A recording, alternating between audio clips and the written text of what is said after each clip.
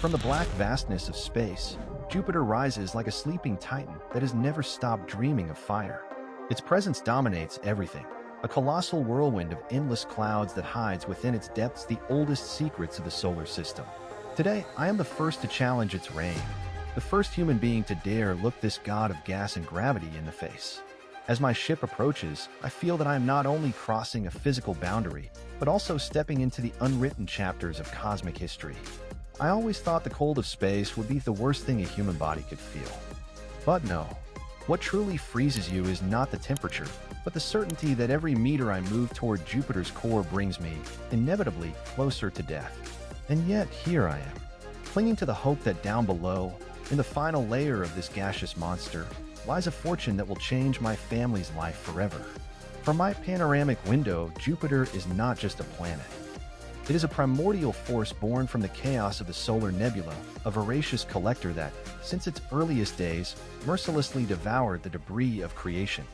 The bands that cross its atmosphere are like scars from invisible battles, where winds of up to 600 kilometers per hour rage without end. Each band, each storm spinning like an eternal eye, tells a story of violence and irresistible attraction. But what my sensors reveal from this close orbit is far more astonishing than any photograph humanity has ever seen from afar. Beneath that thick layer of hydrogen and helium, Jupiter holds an unimaginable quantity of heavy elements: iron, nickel, silicates, all hidden like a buried treasure beneath the storm. It's a truth we always suspected, but now I see it confirmed before me, in the data streaming across the screens in my cockpit. The calculations indicate that the solid masses contained within Jupiter amount to at least 30 Earths. Can you hear me back on Earth? I hope so. Maybe this will be the last transmission you receive from me, or the first of many if I make it out alive. The view from the cockpit is overwhelming. Jupiter is not a planet, it's a spiraling hell. From here, its colorful bands look like the arteries of a living creature, pulsing with fury, twisting as if they could sense my intention to pierce them straight to the heart. Jupiter has 5 layers, you knew that, right? I say as I adjust the controls. 5 gates to oblivion or to glory, and each one is more ruthless than the last. Before diving in, I made a stop at Ganymede. So cold, my god. Despite its temperatures plunging dozens of degrees below zero, Ganymede is perfect. It's the only moon with its own magnetic field. My ship, frozen and trembling, managed to refuel thanks to its ice deposits. No matter, I told myself, Jupiter will solve my energy problems once and for all. If I can reach its core, of course. Jupiter's outer atmosphere is deceptive, soft clouds of ammonia and water swirling at absurd speeds, like a runaway conveyor belt. Some of these currents exceed 500 kilometers per hour, tossing me around like a puppet with its strings cut. Blanco stabilized the ship. And please, no jokes this time. Blanco is my AI assistant.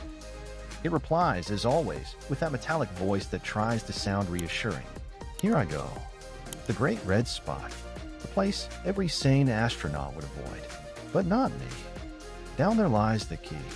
Down there is the wealth of metallic hydrogen that will make millions of people on Earth rich. The ship shakes. I cross the first layer. Winds at 680 kilometers per hour hammer the ship like a divine sledgehammer. Blanco. Pressure is rising, and the cooling system is failing. I'm hearing the critical warning signal. External temperature, 1,300 degrees Celsius. I feel like I'm inside an industrial furnace. Sweat evaporates the instant it seeps from my skin, but I keep going.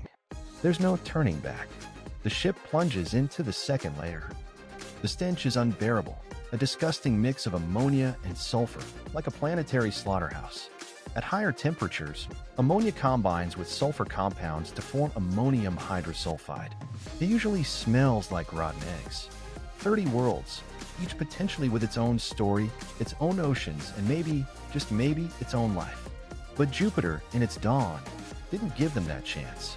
In its voracious infancy, it was a true cosmic cannibal, capturing and devouring the planetesimals that orbited around it. Fragments of rock and metal that, had they escaped its crushing gravity, might have formed a chain of rocky planets as diverse as Mars, Earth, or Venus. A solar system, perhaps, teeming with habitable worlds. My mind floods with impossible questions. What would have become of us if those planets had existed? Would we have been born as a species under an even richer sky, with more destinations to explore and fewer reasons to fight over limited resources? Jupiter, in its excessive pull, stole those alternatives from us before they ever had the chance to be born. At 200 kilometers deep, I reached the third layer, molecular hydrogen and helium.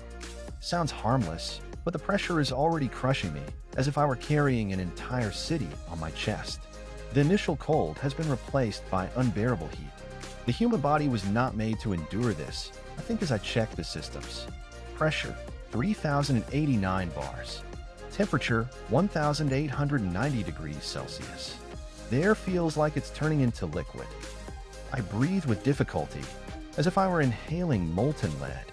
My voice trembles. I'm trying to figure out how I could survive with lungs collapsed by extreme pressure, but every calculation says there is no cure. I move toward the fourth layer. Here, hydrogen has been so compressed it turns into liquid metallic hydrogen. The true treasure. I'm terrified. The cabin is shaking too much, and I hear another warning signal. Critical radiation detected. Suit protection time remaining 9 hours. 9 hours. That's enough time to make myself rich, or to fail trying. The radiation tries to pierce through to my bones. I feel my muscles weakening, as if every cell knows it's living its final moments. We are approaching. Detected composition: ice, rock, liquid metal. The fifth layer. The final hell. Pressure exceeds 40 million bars. The temperature nears 29,000 degrees Celsius. My suit's systems flicker, on the verge of total collapse. The visor of my helmet fogs up. My eyes can barely stay open. The activator of the assisted cyclonic ascending condenser didn't deploy. The ship groans like a wounded creature, but I keep descending, clinging to my last hope. My final breath before total darkness. At this moment, I have to move very slowly and manually, and though I try to stay focused, I can't help but imagine countless scenarios and futures for humanity. And then, my imagination drags me even further, toward a scenario that for years was only a theory in scientific circles. What would have happened if Jupiter, instead of stopping where it did, had continued to grow? It wouldn't have needed much more, just about 70% additional mass to cross the final threshold separating planets from stars. Had it reached that critical mass, its core would have triggered the nuclear reactions needed to become a red dwarf star. In that alternate universe, Earth would have continued to exist much as it does today. Distance would have protected us from the burst of heat and radiation, but our nights would have been lit by a second sun, a faint red, visible even during the day on the clearest occasions, and at dusk, a reddish star hanging like a forgotten jewel on the horizon. Ancient civilizations would have written legends about the two suns that ruled our skies. Astronomers of old would have studied their movements with a mix of reverence and fear, trying to understand why one of our suns seemed to burn with the fury of 1,000 hells, while the other shone only with the melancholic calm of an old but still beating heart. Perhaps, under the light of that second star, we would have wondered since time immemorial if we were truly alone in this vast cosmic stage. Maybe even that red on the sky would have inspired our earliest ideas of space travel, as if the universe had been reaching out to us from the beginning, waiting for the day we would have the courage to answer. But reality is more sober, though no less extraordinary. Jupiter will not become a star.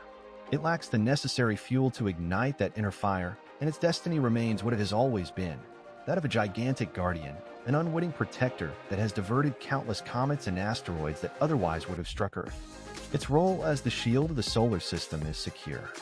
Even so, coming close to this titan, it leaves me with a feeling that no scientific data could fully describe. It is the visceral certainty that, though we may never walk on its non-existent surface, future generations of explorers will venture to its icy moons, to its hidden oceans, and even into the depths of its turbulent clouds in search of answers to questions we are only just beginning to ask. The mission, though terrifying for me, was not in vain. In my final transmissions, I managed to send the most complete data ever recorded about Jupiter's internal structure. My body may not return, but humanity will.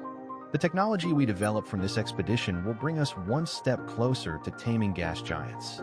I didn't go just in search of fortune, I went in search of answers. And now that you have them, what will you do with them?